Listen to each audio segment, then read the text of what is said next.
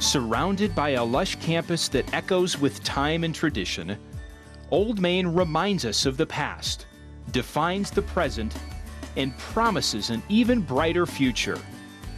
Those who see it from afar recognize its purpose as a noble one, and those who walk its halls know its legacy as the cornerstone of a great institution. North Central College, a proud tradition of endowing its students with the qualities of leadership, ethics, and values, has changed with the passing of time, but the spirit of that original mission remains true.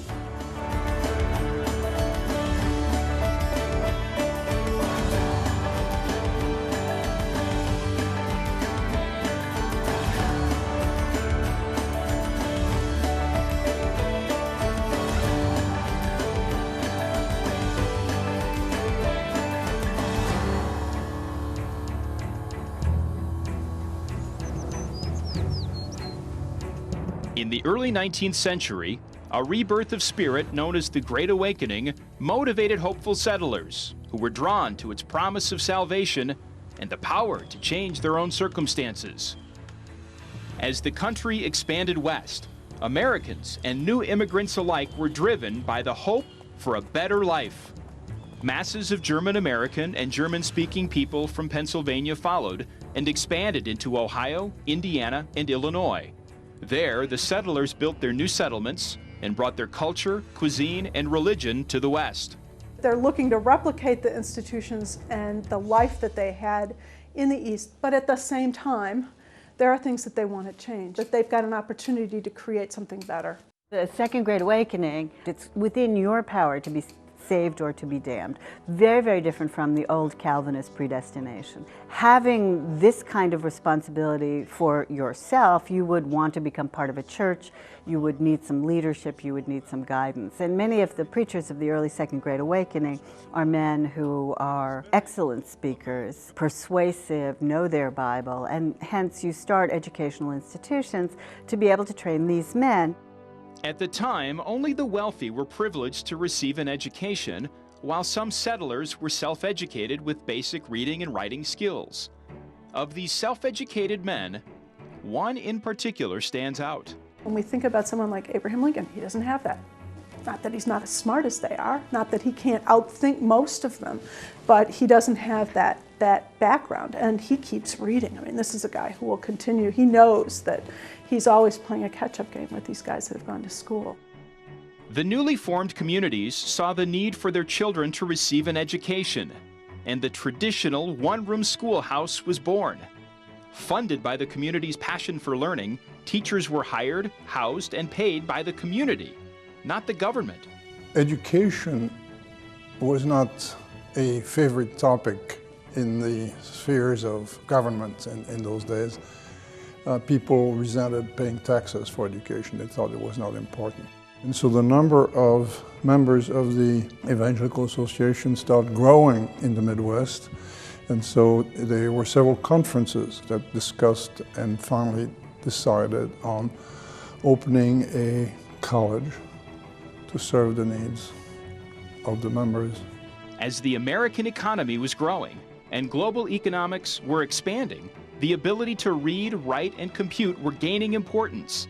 Education was beginning to mean a better life. So there's also a sense that everybody needs access to education. So some institutions will be started with the idea of ministers. Some institutions will come much more to the front with the idea that we're training the individual because there's a respect for the individual. The need for education and the spread of the Christian mission were both gaining momentum. Two settlers, John J. Shippard and Philo P. Stewart, saw a need to join religion and education together. Shippard and Stewart together asking of the Lord, what would He have them do? And the answer they received to their prayer was to start an educational institution to train ministers of the gospel and teachers to spread the message through the unchurched West. Stewart and Shippard then set out to find a particular location and stumbled upon Oberlin, Ohio. At the time of its founding, the city of Oberlin was nothing more than a swamp. But in time, Oberlin College would be recognized as an institution that both exemplifies religious mission and higher education.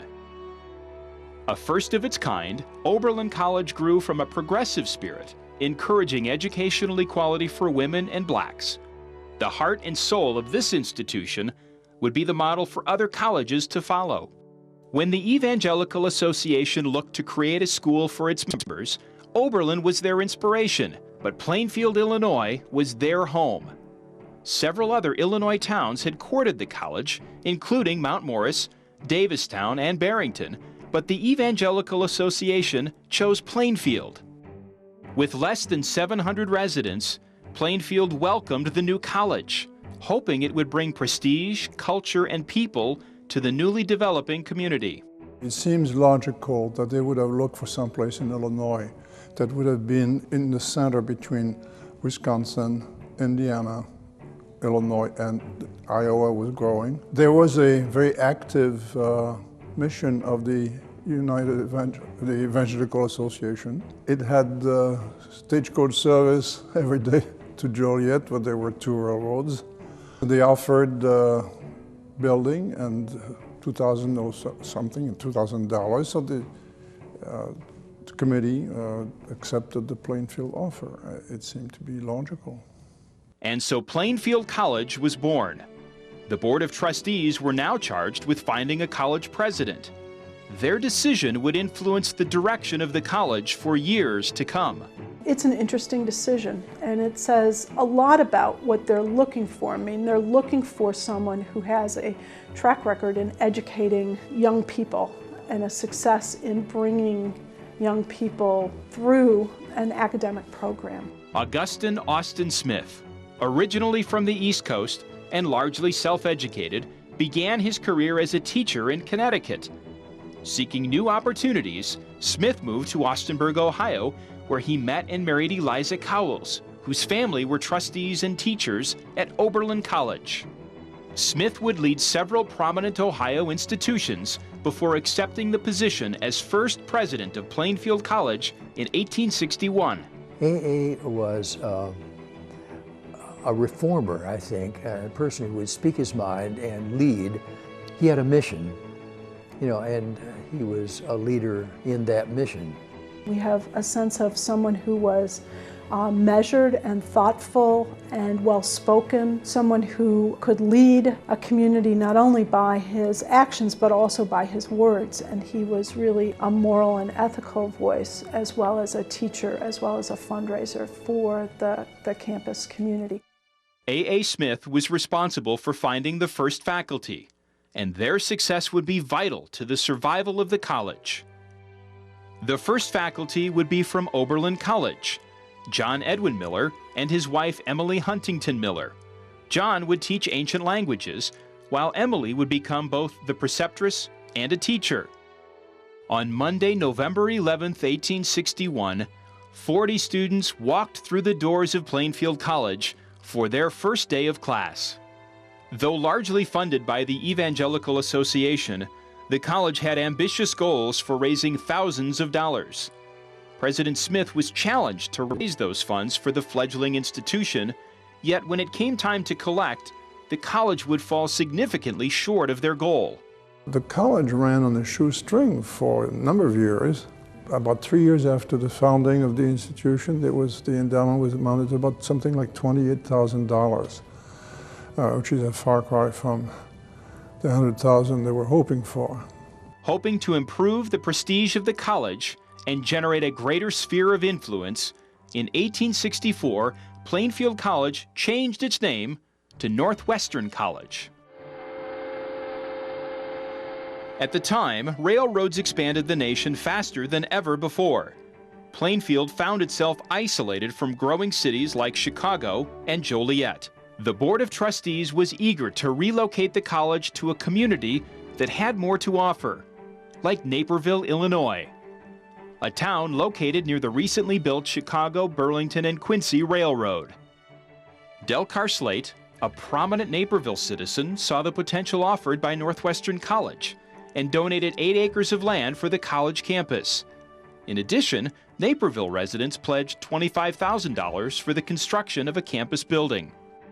At the time, Naperville was a bustling community with mills, lumber yards, manufacturing, breweries, and quarries. 3 limestone quarries would yield the building blocks for the growing college.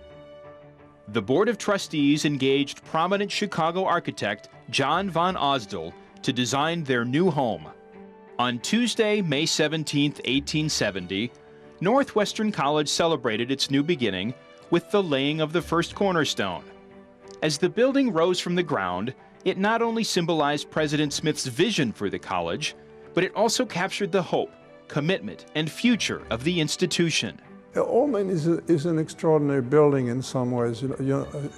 Augustine Smith was an extraordinary man. I mean, he set the tone for the institution, but Old Main, in a sense, also reflects the vision of Smith.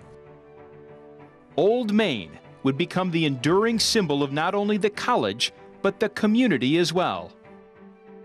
In October, 5 months after the first cornerstone was placed, Old Main welcomed Northwestern College students for the first time. What's amazing about Old Main is that it's such a substantial building for such a small school. It's the vision of what this college was going to be in those initial plans that John Van Osdale does are really remarkable. It's a building that is very hopeful. It gives us a sense of what the evangelicals who built it thought the future was going to be like, and that future was a good one. From the beginning, students ate, slept, and studied in Old Main as it housed everything from dormitories to classrooms to the chapel to the library. For the students, life was very regimented. They got up about 5:30, 6 a.m. They had study period, and they had breakfast, and then they had alternation of study periods and courses. They had an hour for lunch, and then resumed the pattern until 4. And then from 7 to 9, they had again study periods, so they had between 4 and 7 to themselves and to eat dinner. Curfew was, lights out at 9 o'clock. Saturday was also planned. They had study period in the morning. In the afternoon was usually devoted to societies or correspondence writing to families, friends, and stuff like that. Sundays, they had to attend, of course, chapel. They had chapel practically every day anyway. So there was much opportunity to dissipate young energy. Student life centered on being upstanding and morally sound individuals. Students were restricted to participating only in organizations that supported the same mission as the college, such as the YMCA that came to campus in 1873, and the campus literary societies and the debate clubs. The student-led campus newspaper, The Chronicle, would go to press that same year, for the first time giving students an opportunity to express their opinions and concerns. From its inception, Northwestern College was adamant about appropriate student behavior. According to the college catalog, students were not permitted to drink, smoke, or dance. Visits to Scott's Hall, a local dance venue, were strictly forbidden. Although the college was coeducational, male and female students lived distinctly separate lives with little opportunity to mingle and never without supervision. Many students, as young as 13 or 14, began their studies in the preparatory academy and then moved up to the college when they were older. It was not unheard of for students to spend as many as 8 years at the institution. Both faculty and administrators would often serve as a surrogate family to the students, not only making the school a place where students wanted to enroll, but more importantly, a place where students wanted to stay. One such faculty member was Henry Cowell Smith, a beloved instructor and son of President A.A. Smith. As the longest-serving faculty member of Northwestern College, H.C. Smith developed a close bond with several of his students. But with one particular student, James Henry Breasted, H.C. Smith would be making history. Breasted later became a famed Egyptologist and founding director of the Oriental Institute. He comes to North Central to learn Latin so he can become a druggist.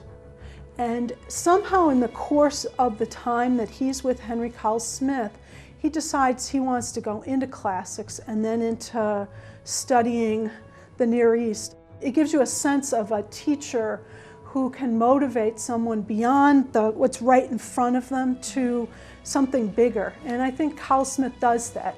Northwestern College was staffed with other notable faculty members, including Nancy Cunningham Knickerbocker, who played a pivotal role in welcoming and comforting students. She joined Northwestern College to instruct English and botany. She'll teach English, but she's also the person that people turn to as an advisor, as a confidant. She's going to organize events at the college. She has a legendary garden. Her students write about the aid they get from her in terms of writing, but they also talk about her love of nature and of flowers, and they go to see a garden and they think of her and they write to her. One student would summarize her in this gleeful way. Was it a dreadful composition staring you in the face? A little talk with Miss Cunningham made you think of whole pages you were eager to write. Or was it a personal trouble? She understood and tactfully suggested the way out. And oh, it meant so much when she admired and trusted and believed in us. The faculty's effect on the students was profound, and the school continued to prosper. In 1883, after 22 years of serving as president of Northwestern College, A.A. Smith resigned as president, but continued to teach. As America became more and more industrialized, a growing concern with alcoholism emerged. Workers drank away their wages once the workday was over. Temperance began as a social movement to combat the effects of alcohol on the family and society. Northwestern College, with its evangelical roots and progressive philosophy, would help spread the movement throughout the Midwest. North Central sits in a region in which temperance is going to be a really important issue. It's important nationally, but it's really important here. Men and women both rallied to the cause, especially at Northwestern College. A notable supporter of the movement and head of the Naperville Temperance Alliance was the school's second president, Henry Rasweiler, no stranger to Northwestern College. He's a North Central College grad who teaches math and natural science and then is going to become the president of the college. He is an embodiment, right, of the wishes of the very first, the group that organizes Plainfield College at the outset. His tenure will only last 5 years. He was a man who was well liked. He was a good teacher. He had a good reputation as a teacher. Students and faculty liked him. In 1875, the state of Illinois passed a law requiring 2/3 of the board members to be Illinois residents, a law that Northwestern did not meet. Rasweiler's solution would be to open up the board to non-church members. The law was eventually repealed, but the damage had already been done. Rasweiler would ultimately be dismissed because of his conflict with the trustees over diversifying the board. As the Board of Trustees struggled with leadership for the college, they also found themselves at odds with the student body. Students began to call for a break from their intense studies. However, the Board of Trustees and the faculty questioned this, thinking it took the students away from their intellectual pursuits. The whole idea of physical activity for students as relief for their work in the classroom and for their studies was something that you really see by the 1890s has really taken hold. And again, it's taken hold at North Central and it's taken hold nationally. The great American pastime, baseball, was beginning to catch on across the country in the late 1870s, and the lawn of Old Main was covered with student players. While students were having fun, the faculty was not. The students persisted, and over time grew more and more organized. And in 1883, the self-named Northwestern Olympics competed against the Hard Pans of Naperville. Though the students lost their first game 5-3, the defeat would not dampen their spirits. Sports and recreation continued to expand at Northwestern College and across the nation. Eventually, the trustees and faculty compromised with the students, and in 1889, the Athletic Association was created to accommodate the growing athletic activity on campus. At the same time, Herman J. Kiekofer, a sports enthusiast, joined Northwestern as its third president, and introduced field days in 1890. At a school like North Central, you start to see field days. So you start to see competitions between faculty and students a lot of the time at the outset, and then between students, and then between college students and town residents. With football and baseball participation on the rise, the college soon recognized that sports were becoming an important social activity on campus and across the country. Northwestern College would play their very first football game against Wheaton College in 1890, a rivalry that still continues to this day. One person in particular had the foresight to see the necessity for more student recreation. James L. Nichols, a graduate, professor, and principal of the Commerce Department at Northwestern College. In his will, he left a large sum of money for the college to build a gymnasium. Nichols Gym opened in 1901. It was the first building built since Old Main in 1871 and signaled the 20th century as a time of expansion for the college. He leaves a legacy. The first building outside of the Old Main that gets built, and it's a gym. And I think that's an enormous statement about the college. And again, it's made possible because there's someone who has an ear towards what students need and want. Nichols would come to Northwestern College as a student of meager means, but with great ambition and determination. After graduating, he spent 1 year as a school principal in Naperville before returning to Northwestern College to lead their Commerce Department. It was there he wrote and published The Business Guide, a how-to for the business world. Industry was growing, and as industry and business grew, the demand for office personnel increased. The time was ripe for that kind of guide. It's a little bit like today, with computers developing, people had to buy books on how to work with Windows 5, Windows 7, and all that, so on. I mean, so in those days, there were business guides, and he wrote guides for all kinds of purposes. His book was a bestseller, with the Nichols Publishing Company printing over 30 different editions of the Business Guide and also publishing the Household Guide. Nichols also bequeathed in his will $10,000 to the city of Naperville for a public library. Because of his passion for reading and learning, an entire community would now have access to books and an education. While the public library was vital to the Naperville community, a campus library was essential to the needs of Northwestern College students. President Kieckhofer, despite the lack of funding, sought to bring a library to the college. To raise the funds needed, the college contacted prominent businessman and philanthropist Andrew Carnegie. Despite little formal education, Carnegie was a firm believer in the importance of books and credits much of his success to reading. The college asks Carnegie in the early part of the 20th century for money for a library because, again, we've got a gym, we've got Old Main, we could use a library. A college should have a library. Increasingly, again, the kinds of things that colleges should have. And the college doesn't have the money to build that library, and Carnegie is funding mostly community libraries, mostly public libraries in communities across the country, but he also funds a series of college and university libraries, and the college is hoping to do that. Well, Carnegie comes back and says, you need a science building. We don't think you're a real place unless you have a science building, and then we'll fund your library. So it's Carnegie that's pushing the college. Carnegie's demands thrust Northwestern College into a period of growth and expansion. If Northwestern College was eager to have a campus library, Kieckhofer knew he had to build a science center first. The college turned to alumnus Albert Goldsbon for funding. Goldsbon, a prominent Chicago surgeon known for his generosity and support of the sciences, donates $25,000 for the project. As the college campus began to take shape, so did the national education system.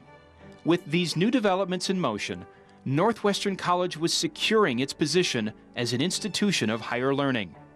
And North Central is the place that over the course of the next decade takes that first step forward into this new era of being a part of this wider accreditation world. Andrew Carnegie's an important figure here in terms of thinking about this because it's Carnegie money that funds the Carnegie Foundation for the study of higher education. And it's going to be the Carnegie Foundation that starts to make these recommendations. Carnegie pushed the college to add critical buildings to campus, but he also demanded Northwestern College increase their endowment fund. President Kieckhofer persuaded the National Evangelical Association to establish the 20th Century Endowment Fund, which ensured an annual donation. And in 1908, after an almost 5-year journey, the Carnegie Library and Goldspon Science Hall were both dedicated. President Herman Kieckhofer, who successfully secured many new buildings for the college and set the stage for its accreditation, announced his retirement in 1910. He was succeeded by Lawrence Hoover Seeger. As the 4th president of Northwestern College, Seeger began his role during the college's 50th year. President Seeger picked up where Kieckhofer left off, tackling the curriculum and faculty side of accreditation. Seeger followed the evolving university model. He supported the idea that the faculty should be more educated and become experts in their field of study. This was further supported nationally with the introduction of a new standard, graduate degrees and PhDs. The emergence of disciplinary study and expertise is going to start to be important. Aside from, we do classics, you do science. Now it's much more specific. Biology, zoology, chemistry, physics start to emerge as separate areas of study. He will provide leadership in convincing the faculty and the students to change the curriculum, for instance, to change the calendar from 3 terms, which we now have, to semesters, to use letter grades, even modify certain sections of the curriculum to match what is being taught and how it's being taught in other institutions of reputation in the country. In 1914, after the accomplishments made by Presidents Kieckhofer and Seeger, Northwestern College was accepted by the North Central Association of Accredited Colleges and Universities. Just as it was the 15th college to be founded, Northwestern College was also the 15th college to be accredited.